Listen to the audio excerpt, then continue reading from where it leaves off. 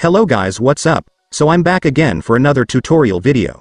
So in this video, I will gonna show you how you can delete any of your repositories on GitHub. So if you are interested, then keep on watching. But before all that, if you are new to my channel, consider to like and subscribe for more videos like this, and also, you can comment down below if you have something that you want me to make a tutorial about. So without further ado, let's start the tutorial. So to delete any of your repositories on GitHub, it's actually pretty easy. Just follow what I'm gonna do. So for the first step, you will need to open the repository you want to delete. You will be able to find all your repositories right here. So just select the one you want to delete to open it. And once you've opened your repository, next, I want you to go to the Settings tab right here. And here on Settings, I want you to make sure that you are in the General section.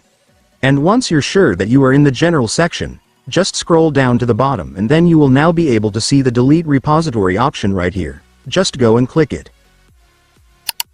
And then click I want to delete this repository.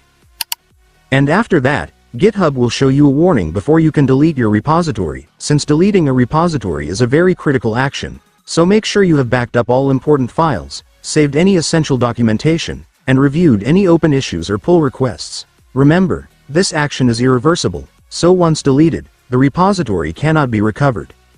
But if you're already sure that you want to delete it, you can now click this button. And after that, you will need to enter your repository name right here. You will be able to see the name here, so just type it in. And once you're done typing the name correctly, you can now click Delete this repository to completely delete it. And after that, it's done. Congratulations, your GitHub repository will now be finally deleted.